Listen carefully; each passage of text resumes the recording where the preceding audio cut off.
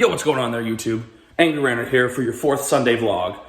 As I said yesterday, I was going to be talking today about the abundance of fake news that we see on the internet, right now at least, concerning the coronavirus. So allow me to set this on its perch and sit down in front of you for a second. Get me some water here and coffee. But first thing I want to say is hope everyone's staying safe again here on this Sunday, April 3rd. Obviously, I'm not recording this on Sunday, April 3rd. Wow, I don't know dates. Sorry, Sunday, April 5th. Sorry. Obviously, I'm recording this on April 2nd because I had the idea for this one yesterday when I was recording the pink shirt vlog that I did yesterday of my roommates moving out. And I have a good idea for a vlog for next week as well. But I want to talk about right now, just a teensy-weensy little bit about the fake news spread that we see on the internet right now. I am not going to ramble on or rant or anything because I'm going to save that for the podcast episode that will be posted, TARS episode 48, which will be posted by the time you're watching this. That's where the rant is going to be saved.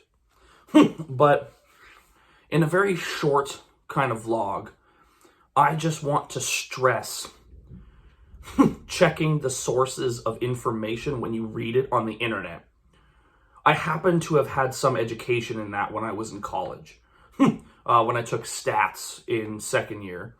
In statistics, they show you how people do something that was called p-hacking in order to use a small sample size and pull some random bullshit out of their ass by switching the facts around to make it seem like it's legit. You need to be weary of that kind of thing in certain sources. Look at the group size of people when they talk about testing. So, for example, if people are getting super excited about the approaching of like I saw phase 2 was trending on Twitter. Phase 2 of like medical testing for a coronavirus vaccine. That's great.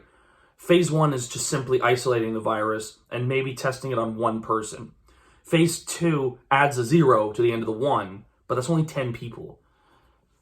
We're still arguably like 6 months away or more from even an attempt at a vaccine, and that's if there's no hiccups.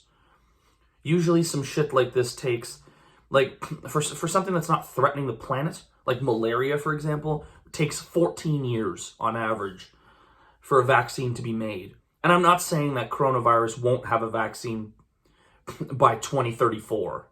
I'm saying we need to buckle down for a little longer because at the very least the next 12 weeks. I know that's kind of rough, but obviously I don't mean we're going to be in permanent lockdown, nobody can go to work within the next 12 weeks. But what's going to probably happen within the next 12 weeks, since North America itself, but mostly the US, is the epicenter of the epidemic right now, at least for another month, we're going to be like we have been until the end of April. Come May, things will slowly start opening again. By June, we'll probably look like we're back to normal, but it won't quite feel like we're back to normal. And then by July, things will be back to normal again. That's my prediction based on the numbers, based on the things that I'm reading. But I'm encouraging people here to read multiple sources and stay up to date on it. The one thing that kills me when listening to other social workers in my field is they'll say, oh, well, I deal with too much crazy crap at work. I don't have time to read the news because it's all depressing. But when you went into the field, you were told this is part of your job to keep up with everything that's happening in the news. New bylaws, new federal laws, and more importantly, things that will impact your clients and your own safety.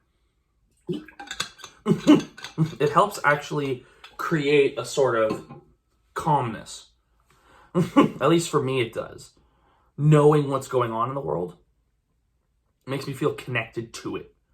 Because right now we could all feel extremely disconnected from the shit that's going on in the world. But I'm just asking you guys who are watching, the Angry Ranter vlogs right now to pay attention to the news sources that you are reading, okay? Just pay a little more attention to what it is that you're reading. Read carefully through the article. Yes, some of these articles might be ridiculously long. Like I read the one about the origins of the coronavirus. And it took me 25 minutes to read it, but it was worth it.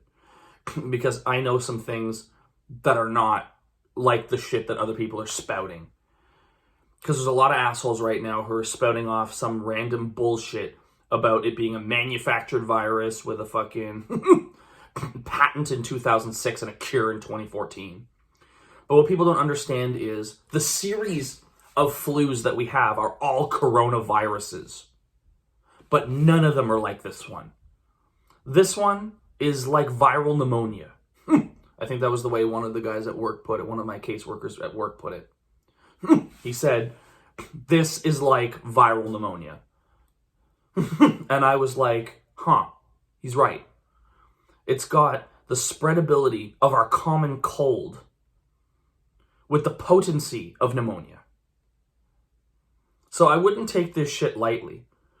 I've been lucky so far, knock on the wood, that is the shelf, or on the stable, that I've never experienced pneumonia. I know my mother has. She had pneumonia like 7 years in a row as a kid, including, I think, double at the last one, which is like scary, you know? But at the same time, we need to take care of ourselves here too. And one of the biggest ways that you can do, like, I've already given you all the tips and tricks, and you've seen it literally posted everywhere and talked about everywhere, what you can do to slow the spread of the coronavirus. But the one thing people don't talk about enough, I feel, is how to slow the spread of misinformation surrounding the coronavirus. So that's what I'm here to do just right now. And I will have done more of it in the podcast that you guys will listen to that has my boy Shannon on it.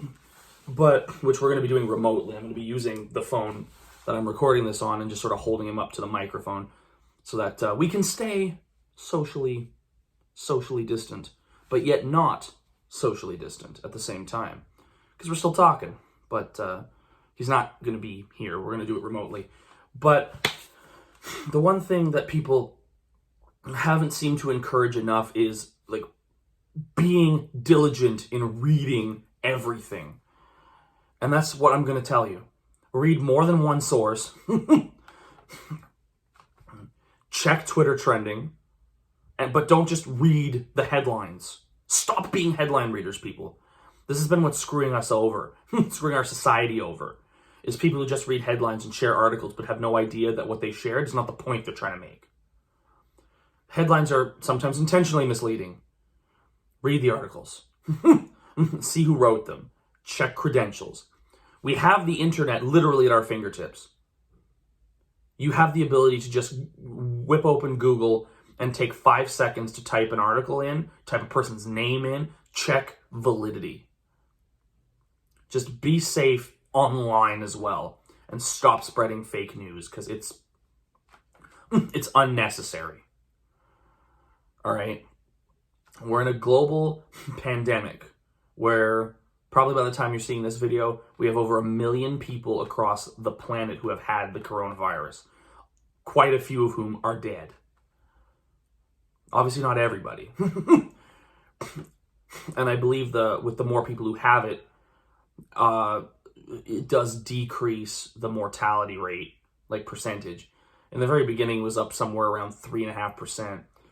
I think it'll probably settle at somewhere around 1.5% when this is over. But that's still like 10 to 100 times more lethal than the regular flu. That's another piece of fake news. Do not listen to that. This shit's far more lethal than anything we've ever experienced before. And yes, it'll take us time to get immunity. It'll take us probably until January of 2022 before life fully returns to the way, to a new normal. Like, what a way to start off a new decade, eh? New decade, pandemic. But I'm just saying, stay safe online, guys, just as you're staying safe in your homes. I know a lot of places are also now enacting laws and stuff that make it illegal to gather. Good. Good. Because I heard some fucking bullshit about a bunch of people doing a coronavirus party in Kentucky. Are you stupid? But you know what? I want to save this for when I'm going to record the podcast today during date of recording, but not during the date you're watching this. It'll already be up. I want to save some of my energy for that. But guys, thanks for watching. Check all the socials down below and stay safe. From the Angry Ranter, I will see you next week.